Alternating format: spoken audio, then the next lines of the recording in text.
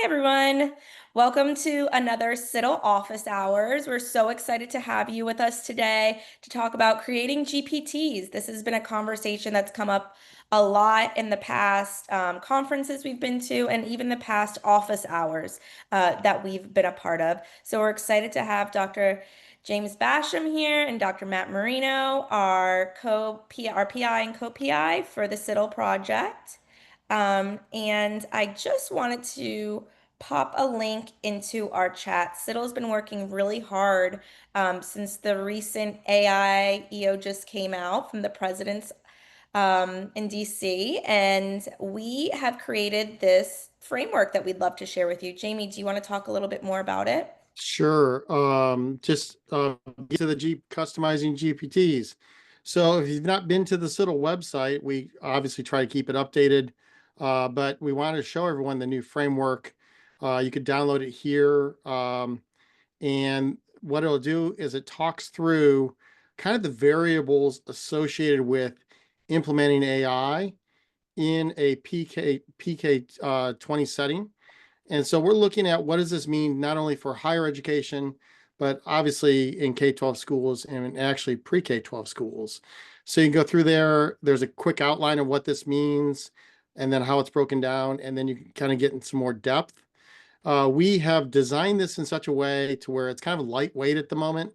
We're going to be building onto this and developing both professional learning as well as tools for implementation so that you and your team can help support AI implementation and do it in a responsible way within your school, whether you're a K-12 district, whether you're doing some sort of career transition, professional learning, or in higher education. And if you are interested in learning more about that, you can obviously download the tool and use it at your leisure. But we're also available for support. So you can go ahead and contact us, and there's a form to fill out, and we can get back to people that are interested in learning more about the services that we can provide to help support this integration. So we wanted to highlight that before we kind of took off onto our journey today. Is that good, Angelica? Did we cover everything? That's perfect. Yeah, this is the start of our services and products. So, any feedback, please let us know in the community if we're missing something, if you need something. This is here to support all of you. So let us know how we can help. And I'm guessing in the near future we will do a deeper dive into the framework. But given the release of the executive order last week, we knew there would need to be resources out there, and so we've been trying to get together, get resources out there so schools can use their summer to start thinking about what that means for implementation over the 25-26 school year. So feel free to use it at your leisure. But today's topic has been a topic that we've had requests of multiple times. And again, we are recording this. You're more than welcome to jump in, ask questions as we're kind of moving throughout. But uh, but really what we're looking at doing is trying to figure out how do you create this chat GPT. And so we have one here. It's a customized GPT, which is a teaching assistant and ideation sort of specialist for a course that I'm teaching currently. And we're gonna kind of rebuild this here a little bit today. But Matt, do you want to jump in and talk about kind of what this all means and kind of why we might do this, or the types of Yeah, things that people might want to consider? yeah, absolutely. So the first thing to think about if you're going to be teaching a course and considering using a GPT to help you is like, what are the benefits to you from going through this process? Now, it's not a very long process to build a GPT. We can do it in a 15 to 20 minute time span. But the first thing you've got to do is think about what the benefits are going to be. So when you build a GPT to help you to get information, you're limiting the corpus that it's going to be exploring when it's looking to answer questions for you. And it's no longer going to be going to the web. It might do that after it looks immediately at the information you're going to provide it with. But what you're going to do is kind of structure the responses it's going to give by providing either PDF versions of data that it can reference, or in what I usually do is give it PDFs PowerPoints, and websites. And these might be something that you already have in your coursework, and you can just pull them and drop it into a GPT, and that enables you to respond to students quickly and efficiently. Is that a good start, Jim? Yeah, I think so. And the other thing is these GPTs could be about anything, right? So if you ever have gone to the GPT and you kind of look at, they have an explore GPTs on the side. And it's kind of a store, like kind of like the app store that Apple has. These are they're available, and this is kind of what we're talking about. Like, how do you develop these little GPTs and kind of what needs to take place, and how can you do this very quickly? So, while we're going to kind of highlight it helping with teaching a class, for instance, and having a classroom assistant, but you can know you can put anything into them, and I think Matt, you gave a good summary of kind of how to approach it. Yeah, and one thing that I did in the past was when we were working with the state of Maine and they were working on their AI policy, I built an AI policy explorer that I could see a moment ago up on your screen, Jamie. Mhm. And we did that so that they could go and actually do a search of all of the other AI policies from around the country. And that also enabled them to do a comparison to look across the different states in terms of what AI policies might be in place. I think we looked specifically at New England and asked Mhm. for an analysis across all of those states. So again, it's a different GPT than you're using in your course, but it's still specific and it's focused on special education. Yeah, and I think people have seen in our conversations, if you went to CEC and you've gone to uh you've come to this before, you could see like for instance, here's one on high leverage practices.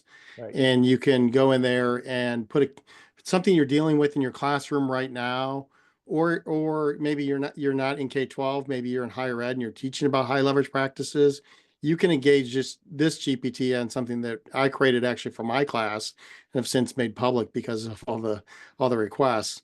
And you can just kind of go in and say, I'm dealing with this issue. What would be some suggestions? And it kind of helps you more like an instructional coach would. Great. So let's go into the process maybe of from the very beginning of like how to actually do this. And again, if you have questions as we're going throughout, feel free to either put them in the chat or we have team members all around us. Put them into the chat and we'll respond to you or pop your mic on and your camera on. Obviously know that if you do that, you're going to be recorded and eventually make your way to YouTube. But we're going to kind of get going. So the first step to this, obviously, if you've not logged in and you're not using ChatGPT, which is OpenAI's chatbot, you should go ahead and log in. That's the first step. Now, I have a Plus account, and my assumption is that you need a Plus account to actually do this. And so I pay, I think it's 20 bucks a month, right? I know many schools and universities are actually providing their personnel with Plus accounts right now. And in fact, I'm not working or have no benefit from OpenAI, but I know if you have an EDU account right now, they are giving them away for free. So if you want to just go ahead and try this on your own, which trial and error is kind of the best way to go on these things. Uh, it's free right now, and I think through the end of May or something like that if you have an EDU account. But so go ahead and log in, and you'll see that we're kind of at the normal Chat GPT interface. You can ask it anything you want. But Matt, what's the next step here? What do you think? I would go over to the top left and I would click over there. Is Oh, it? you're going to the top left. Yeah, that's how I usually get there. Oh, see, I used to go under my name. So there's multiple ways to do this, and you can go to Yeah, customize GPT, Chat GPT, or you can create my GPTs, which is here, and you can actually it'll list your GPTs, right? It'll list ones that you have in there, yeah, and then you can and then simply create a GPT, right? yeah, yeah. That's an alternate way to get to the same place that I was going to go. Okay. So multiple pathways. We like when something's kind of universally Do. designed, multiple pathways to do the same thing. So now we're kind of in this open sort of config sort of setting. And when people look at this, especially if you don't understand the way computers work, if you kind of think oh, maybe I'm going in too much depth here and it's kind of getting to asking me for programming, it can be kind of scary, right? But uh, all we have to do here is actually just fill things out. So I'm going to call this because I already have one, but I'm going to call this my test sped 326 assistant. And I can provide a description if I want. Helps with planning sped 326. And given I'm not going to give this out publicly, I'm going to keep this internal, and we'll show you what that means. Then you kind of have to give it some instructions. And given our short time period today, we try to get these done pretty quick. I typed up some instructions. And so just to go through the instructions, here are the instructions. I'm assuming everyone can see full screen right now. It's a SPED 326 assistant and ideation specialist, because I like the word ideation. Wow. Supports it supports, and so you're telling it kind of how you want it to behave. You're also giving it a little bit of a course description. So the student's age range 18 to 22. It's an undergrad class. What they are kind of majored in. You can see where I have typos in there, so I'm going to fix those. And here's the thing, you can iterate on this. You can change this app over time. So you're going to test this thing out and be able to change it over time. And so, Jamie, as you're going through there, I was just thinking, as you know, I like to have fun with things. So I like to assume the persona of a superhero. And that way, when it's responding, it will have a different persona than normal. And I like that. I have done it in the past where I've said, assume you're a drill sergeant. Yeah. And so then you can provide it with terse responses and it will come back with other responses for you that I find to be quite amusing. Okay. I'm going to It, say, but assume assume the persona of a superhero in this part right here, just to be kind of funny then, right? yeah, yeah. Okay. And All I right. would also say, um, depending on which GPT I was writing, if I wanted the students to up their vocabulary in my class, I would say to use high-level GRE terms appropriate Oh, with a professional teacher with a PhD. yeah. And so this GPT we're creating for ourselves. I'm creating it for me to use as a professor. But yeah, we could create it any way you want. So then all I'm going to do is I'm going to upload my file. I'm going to upload a syllabus here. And let's just see here. 326. Uh, my spring syllabus is there.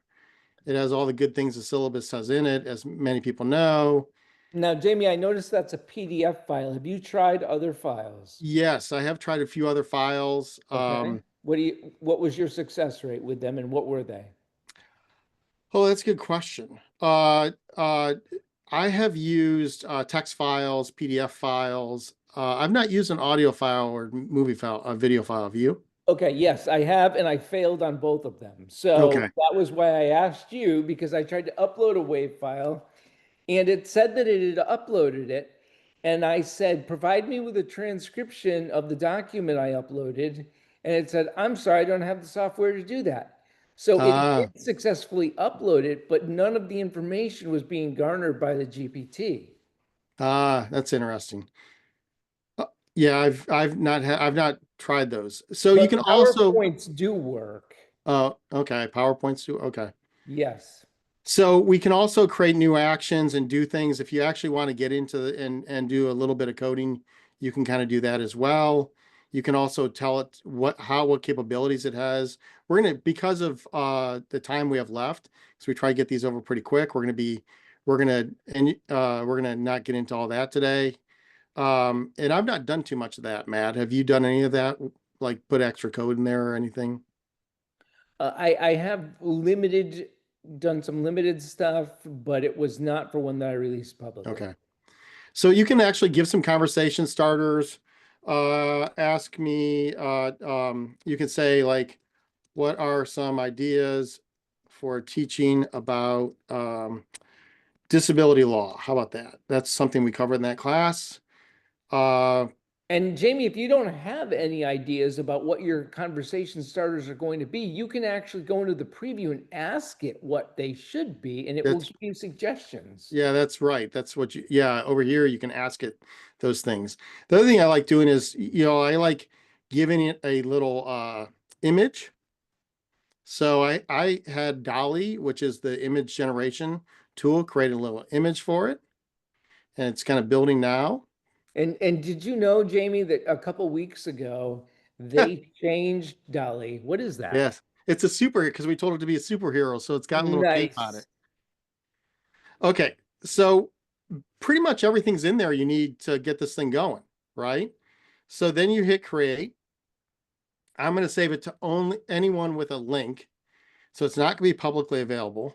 Oh, but can we get it if we're sitting through this webinar or office hours?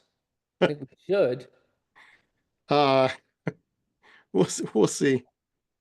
We'll give access to some others maybe that we've developed that are more. In fact, I noticed people put the links in the chat. Thank you, everyone.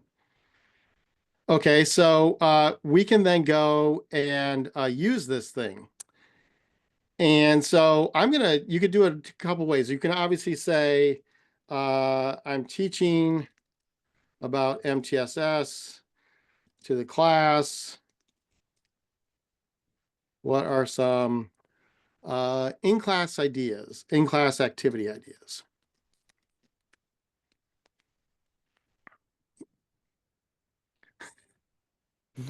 I love it. So of course it's taking on the persona that we gave it, and responding to us as a superhero. Actually, give us a superhero sort of, and then it gives us some ideas, right?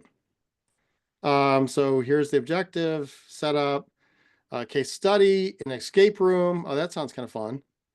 MTSS school build a school challenge, card sort activity, and then a bonus. And then it asks, can I create some printable templates, case studies, or intervention cards to say so it'll go further and start developing these things. But again, everyone online just saw what we just did. It's a pretty simple thing to do. So it makes it a really simple way to kind of customize and kind of look at the type of output it's going to do. And here's the thing, we can go back in and adjust that that persona. For instance, you could change it and take out the superhero persona and you're going to get a different outcome. It would be much more boring. It would be much more boring. Yeah. So that's just a quick example how to customize a GPT. So you log in. So to summarize, you log into ChatGPT. You have the Plus account, which we talked about briefly, and then you get to the point where you're actually in my GPTs, or Matt, you do it a different way, and you then kind of fill out the You, content, you just got provide to get to a spot that allows you to create. find the Create a corpus, GPT. and then define the corpus Yep. and provide that, and then off you go. And if we want to, like for instance, we can go and edit this GPT right now, and it's going to give us the ability to edit. And so we can like change the age ranges. We can do anything we want, and it's going to adjust the parameters of the output and how it's behaving. So that's how we do it. That's how it kind of works. But so we wanted to do a quick office hours on creating a GPT, customized GPT. So I guess what questions do we have? That was awesome. Thank you guys for all of that. There's a Tara, question in the chat. yep. I Tara's can't read it though. asking, is the free plus account for EDU just for 1 month or as long as you have the account? I just looked it up to confirm and it's actually for 2 months. 2 months free if with the EDU account. And You. Tara, too, if you're at a university, you might check. Some universities have signed on and are OpenAI universities and have provided this as part of their IT infrastructure. So you can also check on that. Well, I know at UNI we have Copilot.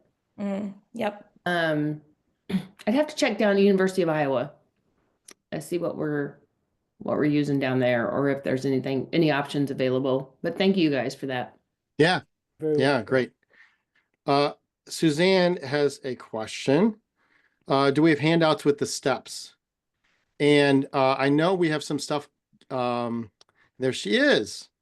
So I Suzanne, you don't even need a handout from us. You can ask Chat GPT for this, Oh, and it will explicitly tell you what they are. That's how I learned how to do it. but But I guess I like the description. It's like just that little description because you put some things I might not have thought about to do. Like the oh, superhero the thing. superhero one. Yeah, we can actually what we'll do is maybe we'll put together a little post on just that, on kind of the types of descriptions you might put in. And we'll have Matt collaborate on that so he gives the fun ones. Because I know he's created like drill sergeants, he's created like superheroes. It's much more fun than the standard response, especially if you have a drill sergeant using a really sophisticated vocabulary. It's very funny.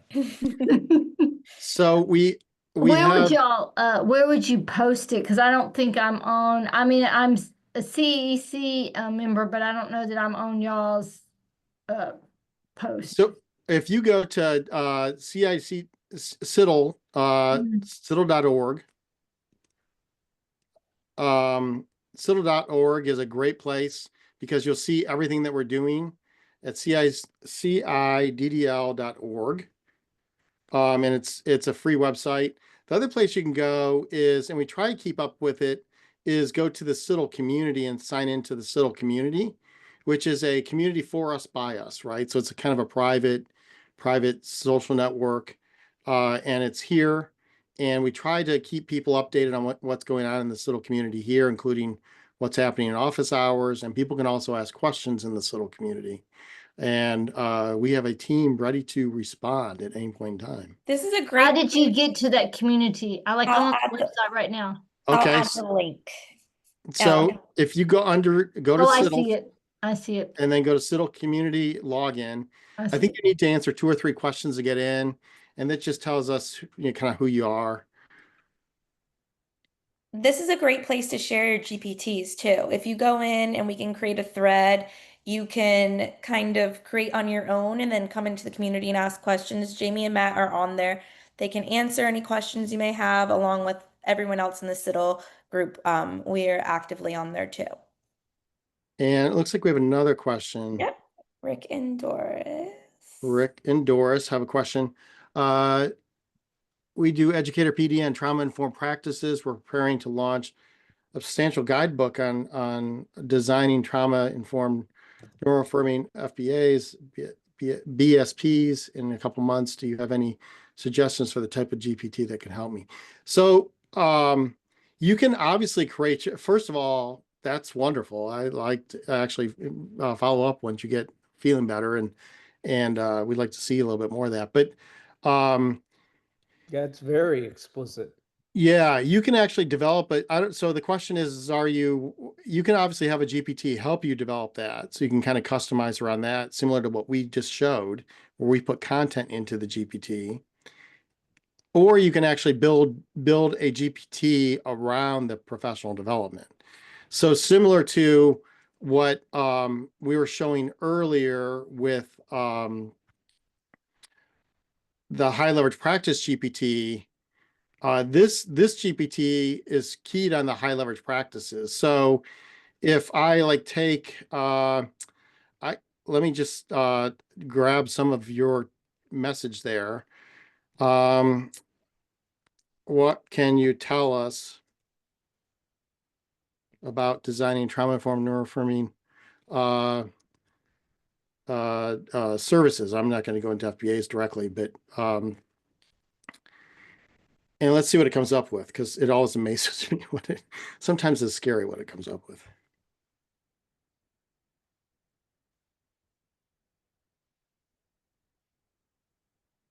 And again, this is trained on the high leverage practices that CEC and CIDDL put out. So that's kind of what's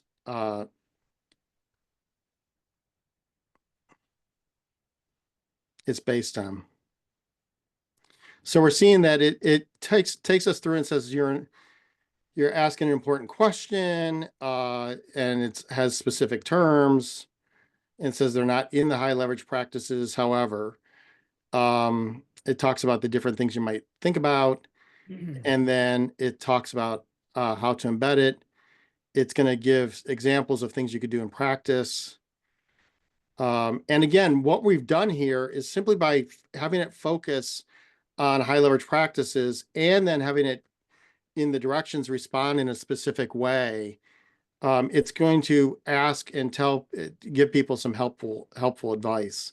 So it's, Yeah, and you might even start with a question asking it what it knows about trauma-informed yeah, practices, just to see if it has a deep contextual understanding before you get started.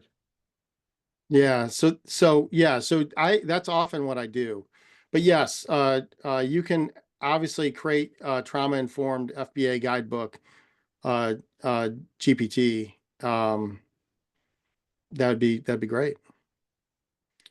Are there other questions? There's one question we had. Okay. Were the, What are the most effective what are the most effective use cases for custom GPTs in a K-12 or higher education setting? personally, in my experience, it's kind of more of a co-planning partner, using it as someone to kind of bounce ideas off of, to get ideas from. And so I can tell you in the way I teach, sometimes, I mean, I have wonderful graduate research assistants that I'm working with all the time. One of them's on screen with me right now. But they're great with ideas, but sometimes I just want to bounce ideas off someone and say, it sometimes just gives me some of the words that I'm maybe not thinking of that should be in a PowerPoint or a presentation, some sort. And honestly, I use it all the time to come up with like case studies, to develop case studies around an application of things to have. And then it says, here, let me develop these case studies for you, which I used to spend so much time building out case studies, etc., that it was incredibly difficult. And now we would build out the whole case study, we build out IEPs, we build out MTSS plans. All of these different things can be built out again with the GPT that's honed on the population and things we want to do. Matt, I don't know about you. What do you think? I think from my perspective, a couple weeks ago, GPT released a new ability to build graphics. And so not Dolly, but you can do it right in ChatGPT itself now. So I don't use any of the graphic GPTs that are out there because they don't have the same power. But you can go in and right now, if I'm looking for an image, or let's say I have an image in my head that I would like to get on paper, right? And I'm thinking in terms of the graphics that we used to have designed for us, Jamie, when we were building video games, right? So we would go and we would ask these graphic artists who would cost us, $5,000 to $10,000 to mock up some pictures for us. Chat GPT can now do that for you if you just ask it to and you give it some parameters in it's not super fast, but I would say within a minute you can have an image that would cost you thousands of dollars and it is really image quality. Yeah. So I would say that for me has been the most effective use case because now when I'm designing a presentation for a group or for class, I can use that to get exactly the image I want, and it's ridiculously high quality. Yeah. So it's a And fabulous use case. yeah. And I see Michelle, I know we're running up on time. Michelle is a really great question. And I think, so her question is, do you think that we'll lose our ability to think critically by using AI? And I think that's a concern. I know Aaron, who's on the call here on the Zoom, her area of research is actually on cognitive offloading and implications of cognitive offloading. But I think, again, I think about it, how do you use a partner? How do you use a partner that's helping you in planning classes? And maybe I want my critical thinking to be in different areas. And so maybe I'm thinking critically about bigger things rather than trying to teach an undergraduate class. But I also want to bring inspiration to the class every time I teach it. So I think it's something that we have to think about as humans, is how to effectively use the AI in the process of critical thinking or the process of any sort of executive functioning or work that we do. And Jamie, I will flat out tell it what my opinion is and then ask for alternative perspective. Yeah. And I find that to be very powerful, because sometimes there's something I'm not thinking about and it will actually give it to me. Yeah, I agree. I think if we go in with the assumption we want it to always agree with us, that's problematic. Sometimes I need someone to argue, to help support that. I'm To happy to against argue that. anytime you need someone to argue with Yeah, I you. know that, Matt. Tara's got her hand up. I was just going to say, and I kind of just threw it in the chat real quick. I am learning a lot through GPT. So there are things that it comes up with. I'm like, whoa, really? And yeah, I go and I make sure that it's correct, because I did bust it one time. It provided some statistics and I said, did you just make that up? And it was like, oh yes, sorry. So I always double check stuff, but yeah, it brings up things that I one even never thought of, or two, like you said, a different Yeah. perspective, and I'm just like, whoa, that's really cool. So I actually, agree, Tara, and I'm glad you're trying to break it. yeah. That's a great way to approach it. Well, it's been very handy, and for many things I do use it for case studies, to give to students to write a practice IEP or practice FBA, Yeah. and stuff like that. And I read through it and I add some things here and there, or I tell it to add some things, and it's just so um time saving. It's just such a great tool for that. Yeah, I would agree with you completely. I would agree with you completely. Well, Angelica, Right. I know we want to stop recording in around 30 minutes and we've gone a little Yeah. bit over that. So Uh, I'm going to end the session now. Thank you all for coming.